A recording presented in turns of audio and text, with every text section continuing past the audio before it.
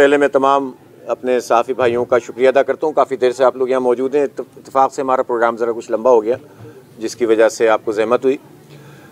इस वक्त जो मुल्क की सूरत हाल है वो सब आपके सामने है, और आप इस बात को समझते हैं कि इस वक्त आवाम की जो पोजीशन है वो अच्छी नहीं है। महंगाई हुकूमत कितने भी दावे करे लेकिन कंट्रोल में नहीं आई है। यानी अगर मुकाबला सिर्फ इस बात का होता है कि पिछले साल के इस महीने में अगर 20% महंगाई बढ़ी थी तो इस साल के इस महीने में 18% बढ़ी है, तो इसका मतलब है 18% महंगाई हुई है, 2% कम नहीं हुई है। लेकिन ये आदाद व शुमार इस तरह से बयान करते हैं जिसके नतीजे में एक तरह से एक धोखा देने वाली बात होती है। फिर स्टॉक मार्केट के हवाले से ये हमेशा बताया जाता रहा कि स्टॉक मार्केट इतनी तरक्की कर रही है। 2-3 दिन से हमने उसको भी देख लिया, लेकिन मैं इस पर बात नहीं करता। हम इस बात को जानते हैं कि जब सारे इंडिकेटर्स जो है वो ठीक ना चल रहे हों, अवाम के हालात ना दुरुस्त हो रहे हों, अब फैसलाबाद में ही अगर 50% से ज़ायद मिलें बंद हो गई हों, सिर्फ फैसलाबाद में, ज़ाहिर एक टेक्सटाइल है, इसको तो यहाँ का पाकिस्तान का मैनचेस्टर कहते थे ना, तो आप सोच सकते हैं कि यहाँ क्या, जब मिल बंद होती है तो इसका मतलब है सैकड़ों नहीं हज़ारों लोग बेरोज़गार होते हैं, और फिर पूरा कारोबार में जो पैसा रोल हो रहा होता है वो मुतासर हो जाता है। कराची जहाँ सबसे बड़ी जो है वो सनती हब है, उसके हालात आपके सामने, लाहौर के आपके सामने, सब जगह आप देख लें इंडस्ट्रियल एरियाज़ पर, उसमें बुनियादी सहूलतें मैसर नहीं हैं। बिजली के निर्ख जब तक कंट्रोल नहीं होंगे, बिजली की कीमत जब तक कम नहीं होगी, ना इंडस्ट्री चल सकती है, ना आम आदमी जो है वो परेशानी से निकल सकता है। लिहाजा अगर हुकूमत ये बात कहती है, अब आपने पूछा भी मुझसे कि मोहसिन नकवी साहब तशरीफ़ लाए थे, कल वो आए थे दफ्तर में, और वो उन्होंने ये बताया हमें कि हम आपको रिपोर्ट करना चाहते हैं, बताना चाहते हैं कि चूँकि हमारा आपसे एक मुआहदा हुआ था और उसमें हमने बहुत डेवलपमेंट की है।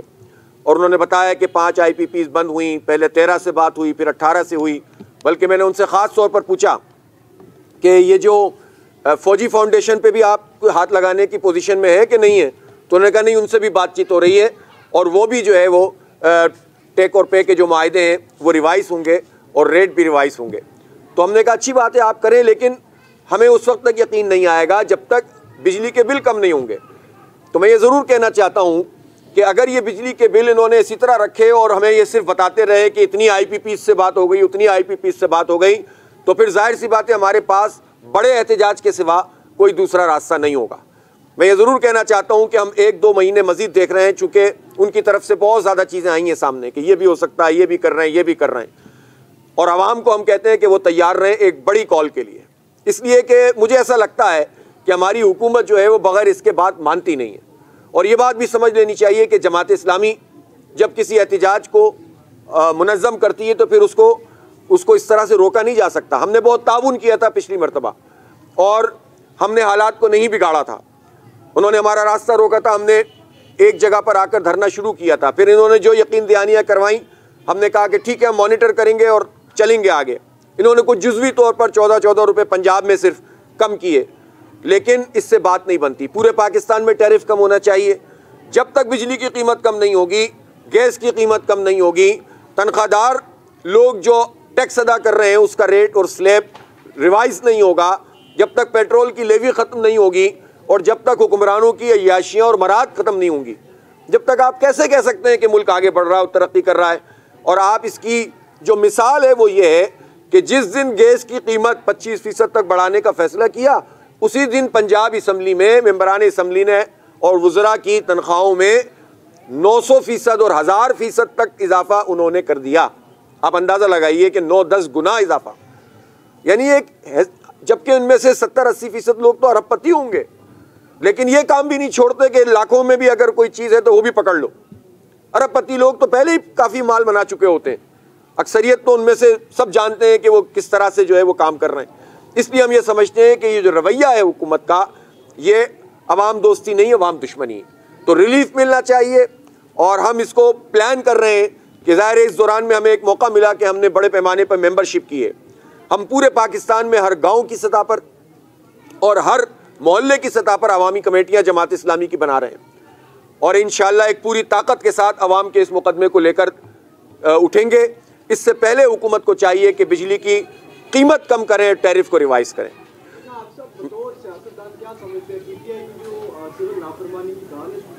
उन्होंने तो अभी कॉल दी नहीं है ना।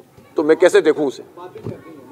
नहीं, बातें चल रही हैं, जब कोई चीज़ सामने आएगी तो फिर हम बताएंगे। और जाहिर सी बात है कि उसकी कोई दलील भी उनके पास होगी और कोई मैकेनिज्म भी उनके पास होगा। जब वो सामने आएगा तो हम आपको बताएंगे। अभी तो उन्होंने कॉल नहीं दी। जो अभी आपने बताया कि तनख्वाहों में इजाफा किया, उनके वज़रा की भी और बताने समझे, उसमें अपोजिशन और हुकूमत सब एक पेज पे थे, लेकिन किसी ने एहतजाज नहीं किया। जमात इस्लामी इस पर कोई एहतजाज का प्रोग्राम भी रखती है। दूसरा ये कि दीनी मदारस का आपका जो विभाग है वो भी इत्तेहाद तंजीमात मदारस दीनिया या मौलाना फजल रहमान एक सफ़े पे हैं और एक ही उनका मौक़िफ़ है। तो कौमी असम्बली ने उस पर आर्डीनेंस हो गया, लेकिन उस पर कानून साजी हो गई, लेकिन गज़ट नोटिफिकेशन जारी नहीं हुआ।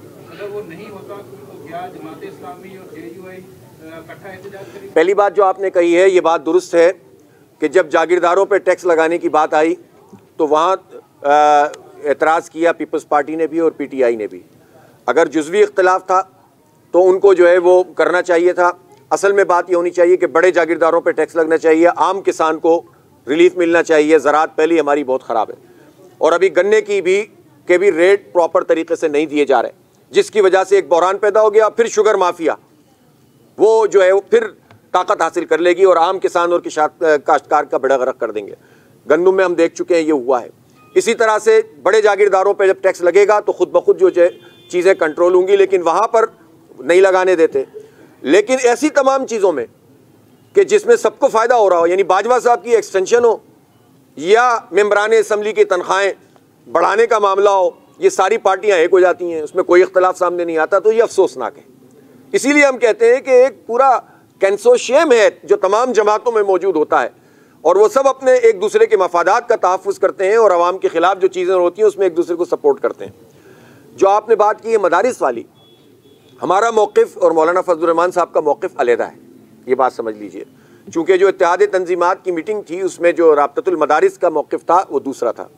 हम ये समझते हैं कि जब 2019 में इमरान खान साहब की हुकूमत में एक मुआहिदा हो गया था और इस मुआहिदे पे तमाम तंजीमात ने साइन कर दिए थे और उस साइन के मुताबिक फिर अमल दरामद होना चाहिए था और उससे अगर इख्तिलाफ था तो वो सामने आना चाहिए था, सबको एतमाद में लेना चाहिए था। लेकिन हुआ ये कि जब ये 26वीं तरमीम पेश हुई तो उसमें ज़ाहिर उसके साथ साथ ये एक्ट भी आ गया। इस एक्ट में ख़ुद मौलाना साहब ने इजलास में ये बात बताई कि इसका जो उनको मतन दिया गया था उसमें दोनों ऑप्शन मौजूद थे। एक ऑप्शन ये था कि आप तालीम के साथ रजिस्टर करा सकते हैं और दूसरा ऑप्शन ये था कि आप सोसाइटी एक्ट के तहत रजिस्टर करा सकते हैं। लेकिन जो बाद में ये पेश किया गया उसमें सिर्फ जो है वो सोसाइटी एक्ट वाला था। तो इसका मतलब ये है कि मौलाना तो उस पर तैयार हो चुके थे। पहली बात ये है कि मौलाना मुफ्ती मुनीबुर रहमान साहब, मौलाना तकी उस्मानी साहब और ये चारों पाँचों विफाक, ये सारे के सारे एग्रीड थे डायरेक्टरेट ऑफ एजुकेशन के साथ रजिस्टर होने पर। तो वो कौन से अवामिल थे जिसकी वजह से राय तब्दील हुई? तो मौलाना को चाहिए था कि तमाम लोगों को एतमाद में लेते। अब उसके बाद तो बोर्ड भी 15 हो गए, वो 15 लोगों को एतमाद में लेते, लेकिन उन्होंने अज खुद ही ये काम शुरू कर दिया और वो एग्री हो गए थे दोनों बोर्डों के ऊपर। फिर उसके बाद पास दूसरा हो गया, अब वो कहते हैं वो गजट बन गया। हमारा इसमें राय ये, हम इख्तिलाफ नहीं चाहते, हम उलमा के दरमियान तकसीम नहीं चाहते। हम ये चाहते हैं कि एक तो मौलाना इसमें सबको बुलाएं, उन बोर्ड्स को भी बुलाएं और बाकी बोर्ड जो इख्तिलाफ कर रहे हैं उनको भी बुलाएं। और हमारे नज़दीक ये ऑप्शन मौजूद है कि अव्वल तो उस मुआहिदे के मुताबिक सबको फॉलो करना चाहिए 2019 के मुताबिक, क्योंकि उसमें बहुत सारे लोग रजिस्टर हो चुके हैं, उनकी रजिस्ट्रेशन का क्या होगा। तो अब तालीम वाला भी ओपन कर दें और अगर सबकी राय बने तो सोसाइटी एक्ट वाला जो चाहे सनतों के साथ अपने आप को रजिस्टर कराए, जो चाहे तालीम के साथ करा ले, जिसकी जो मर्जी आए। तो मैं समझता हूँ कि इख्तलाफ नहीं पैदा होना चाहिए और बाज़ चीज़ें ऐसी होती हैं कि जिसको सामने रखकर अपनी दूसरी चीज़ों के को जो है वो के असर को ज़ाइल करने की कोशिश नहीं करनी चाहिए। 26वीं तरमीम कौम के साथ अच्छा नहीं हुआ। ये एक बहुत बड़ी, समझ लें कि पाकिस्तान में जो आइन के हवाले से जो मोटी मोटी ख़राब चीज़ें हुई हैं उसमें 26वीं तरमीम भी मौजूद है। जो लोग भी इसके मुर्तकिब हुए हैं वो तारीख़ में उन्होंने अपना नाम लिखवा लिया है, आइन का हुलिया बिगाड़ने, अदालतों को बेवज़न करने, ताकतवरों की इजारादारी कायम करने के हवाले से।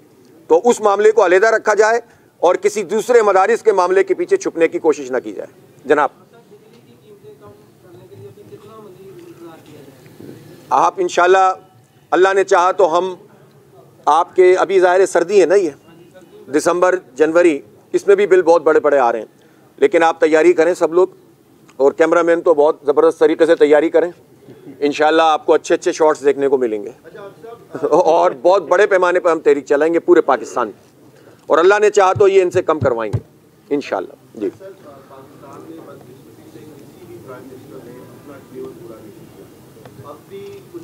सुनने में आ रही है कि 2025 में प्राइम मिनिस्टर शहबाज शरीफ साहब जो है वो स्टेप डाउन कर देंगे और कौमी हुकूमत जो है वो शायद अमल में आ जाएगी, और ताकतवर हल्के जो है इस बार भी मुल्क के प्राइम मिनिस्टर को अपना टाइम पीरियड पूरा नहीं कर देंगे। इस हवाले से आप क्या कहना चाहते हैं? नहीं, एक तो ये अच्छी बात नहीं होती कि कोई भी प्राइम मिनिस्टर अपनी मुद्दत पूरी नहीं करता। जब रिजीम चेंज हो रही थी पिछली मरतबा, तो हमने तो इस पर बहुत वाज़ेह बात की थी, ये नहीं होनी चाहिए, और जो लोग ये काम कर रहे थे उन्हें फिर बाद में भुगतना भी पड़ता है। लेकिन मसला ये है कि जेन्युइन मुंतखब वज़ीर आज़म ने तो अपना जो है वो मुद्दत शुरू ही नहीं की है। आपके ख्याल में पाकिस्तान में इस वक्त कोई जेन्युइन वज़ीर आज़म है? फॉर्म 47 की पूरी असम्बली है तकरीबन, ये 70% तक लोग तो वही वाले हैं। तो पहले सबसे पहला सवाल ये है कि जिनको लोगों ने वोट डाला था वो तो असम्बली में नहीं बैठे हुए, जिनको नहीं डाला था उनको बिठा दिया गया है। तो पहला सवाल तो ये है कि वो कितने जेन्युइन है। आज एक जुडिशल कमीशन बनाएं, सारे फॉर्म 45 मंगवाना शुरू करें, एक एक करके फैसला करें, तो माशाल्लाह सभी रुखसत हो जाएंगे।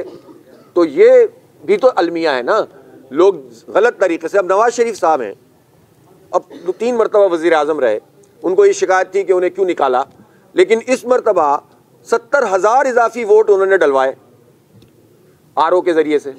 वो हार गए थे बुरी तरह, 50,000 वोट भी नहीं थे, 1,20,000 कितने कर दिए थे, माशाल्लाह जितने जाते कर देते, और उसको उन्होंने कबूल किया। अब शेर पढ़ते फिर रहे हैं, गालिब कभी याद आ रहा है उन्हें, कभी मीर दर्द याद आ रहा है, मीर तकी मीर याद आ रहा है, अब वो शेर पढ़ रहे हैं। अरे भाई, आपने एक जाली तरीके से अपनी मेंबरशिप कबूल की, नाजायज़ तरीके से आप मेंबर बन गए, अब अशार पढ़ रहे हैं, अपनी दुख का इज़हार। भाई वज़ीर आज़म, बेटी वज़ीर आला, पाँचों घी में सर कढ़ाई में अशार पढ़ रहे हैं।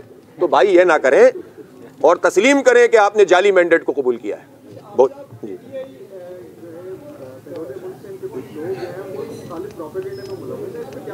जो भी मुल्क मुखालिफ प्रोपेगेंडे में मुलव्वस है, जिससे भी ताल्लुक़ हो, PTI से हो, नून लीग से हो, किसी से भी हो, वो काबिल माफ़ी नहीं है। सीधी बात है। मुल्क पाकिस्तान जो है ना, ये किसी जोग्राफिया का नाम नहीं, ये अकीदे नज़रिए का नाम है। लाखों लोगों की कुर्बानी के नतीजे में हासिल हुआ है। हमारी किसी भी अमल के नतीजे में इस मुल्क को नुकसान होता है, हम सब का नुकसान है, हमारे नज़रिए का नुकसान है। हमें शिकायत इदारों से हो सकती है, अदलिया से हो सकती है, हुकूमत से हो सकती है। तो हमें अपने अंदर ये सलाहियत पैदा करनी चाहिए कि अवामी राय के ज़रिए से हम अपने मकासद को हासिल करें। लेकिन ये किसी को इजाज़त नहीं दी जा सकती कि पाकिस्तान के मफाद के ख़िलाफ़ किसी प्रोपेगेंडे का कोई भी फ़र्द जो है वो हिस्सा बने। ये तो काबिल कबूल हो ही नहीं सकता। जरदारी साहब बीमार हैं, उनकी ख्वाहिश है कि उनका बेटा वज़ीर आज़म अपनी ज़िंदगी में देखें, तो उस हवाले से कुछ कोशिश भी देखो यार, एक जाने से आ रही है। तो क्या जमात इस्लामी और इस हवाले से कोई अपना? मैं आपको एक बात बताऊं, वैसे जब इन्होंने जिस वक्त बल्दियाती इंतखाब में कराची में जमात इस्लामी का मेयर नहीं बनने दिया था ना, तो बिलावल का जो जहाज़ टेक ऑफ होने जा रहा था ना, वो वहीं क्रैश हो गया था। वो वज़ीर आज़म अब नहीं बन सकता। ठीक है सर।